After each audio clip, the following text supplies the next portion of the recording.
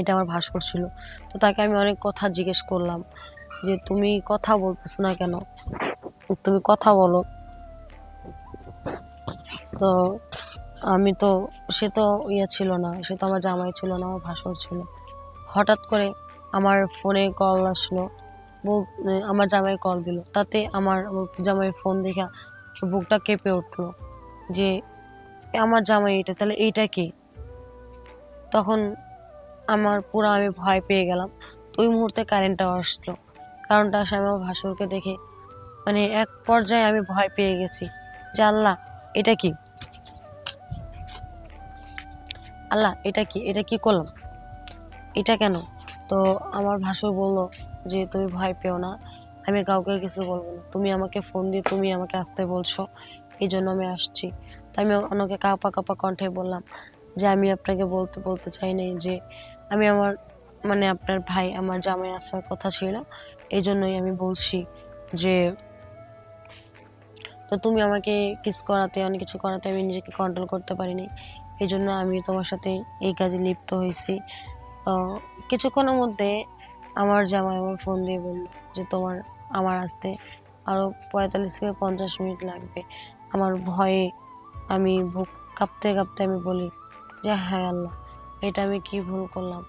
তো যাই হোক, এটা আমার ভুল ছিল, ভুলটা আমার ছিল। আমি আমার জামাইকে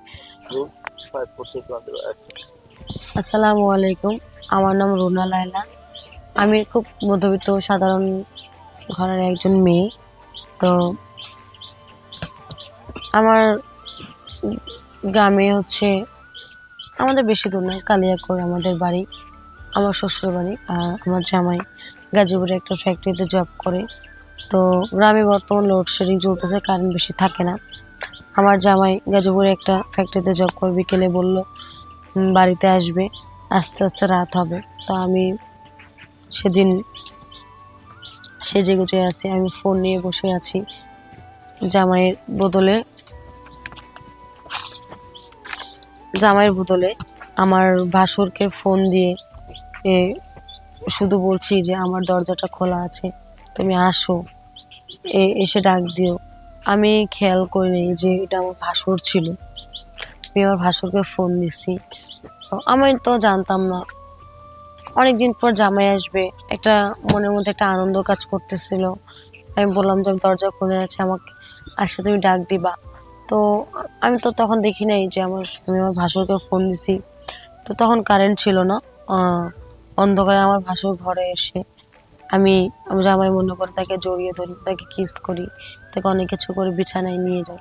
তারপরে আমাদের কাজ যা করার যা করার করবো। তখনও জানতাম না যে এটা আমার ভাস্কর ছিল। তো তাকে আমি অনেক কথা জিজ্ঞেস করলাম যে, "তুমি কথা বলতেছো না কেন? তুমি কথা বলো।" তো আমি তো সে তো ছিল না, সে তো আমার জামাই ছিল না, আমার ভাসুর ছিল। হঠাৎ করে আমার ফোনে কল আসলো, আমার জামাই কল দিল। তাতে আমার জামাইয়ের ফোন দেইখা বুকটা কেঁপে উঠল যে, আমার জামাই এটা, তাহলে এইটা কে? তখন আমি ভয় পেয়ে গেলাম। তো ওই মুহূর্তে কারেন্টটাও আসলো। কারেন্টটা আসে আমি আমার ভাসুরকে দেখে এক পর্যায়ে আমি ভয় পেয়ে গেছি যে, আল্লাহ এটা কি? আল্লাহ এটা কি? এটা কি করলাম? এটা কেন? তো আমার ভাসুর বলল যে, "তুমি ভয় পেও না। আমি কাউকে কিছু বলব না। তুমি আমাকে ফোন দিয়ে তুমি আমাকে আসতে বলছো। এজন্য আমি আসছি।" তো আমি ওনাকে কাঁপা, কাঁপা কণ্ঠে বললাম যে, "আমি আপনাকে বলতে চাই নাই যে আমি আমার আপনার ভাই, আমার জামাই আসার কথা ছিল। এজন্যই আমি বলছি যে, তো তুমি আমাকে কিস করাতে, অনেক কিছু করাতে আমি নিজেকে কন্ট্রোল করতে পারি নাই। এজন্য আমি তোমার সাথে এই কাজে লিপ্ত হইছি।" তো কিছুক্ষণের মধ্যে আমার জামাই আমার ফোন দিয়ে বলল যে, আমার আসতে আরো ৪৫ থেকে ৫০ মিনিট লাগবে। আমার ভয়ে আমি বুক কাঁপতে, কাঁপতে আমি বলি যে, "হায় আল্লাহ! এটা আমি কি ভুল করলাম?" তো যাই হোক, এটা আমার ভুল ছিল, ভুলটা আমার ছিল। আমি আমার জামাইকে আমাকে ভালো করে দেখে ফোন দিতে লাগতো। ভুলটা আমার ছিল। তো প্রিয় বোনেরা, একটা কথা বলি তোমরা কাউকে কল দিলে বা ইয়ে করলে দেখে শুনে কথা বলবা, দেখে শুনে ইয়ে করবা। তো আমার মতন ভুল তোমরা কেউ করো না। তুমি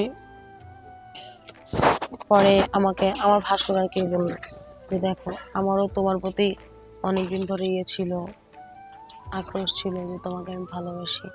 আমি তোমাকে কখনো বলতে পারতাম না, যেহেতু তুমি আমার ভাইয়ের বউ। তো যাক, আমারও একটা স্বপ্ন ছিল তোমাকে কাছে পাওয়ার। তুমি তুমি যাই হোক, এটা এটা কাউকে বলার দরকার নেই, আমিও বলবো না। সারা জীবন আমি আমার হাজবেন্ডের কাছে একটা অপরাধী রয়ে গেল। আমি না পারি সইতে, না পারি কইতে, না পারি কিছু ইয়ে করতে। তা আমি যে এটা করছি, এটা অবশ্যই আমার ভুল ছিল। তো বোনেরা, তোমাদের উদ্দেশ্যে একটা কথা বলি, তোমরা আমার মতন এমন ভুল করো না। আমি যা করছি, আমি যা করছি তার জন্য আমি অনুতপ্ত। আমি আসলে এটা আমি বুঝতে পারিনি। আসলে জামাই আসলে একটা এক্সপিরিয়েন্স থাকে অন্যরকম। তো যাই হোক, আমি এটা অবশ্যই অনেক ভুল করছি। এই ভুলের জন্য আমি অনুতপ্ত, এই ভুলের জন্য আমি অনুতপ্ত। আমার মতন ভুল কেউ করো না। আমার মতন ভুল করলে নিজেরাই বিপদে পড়বা।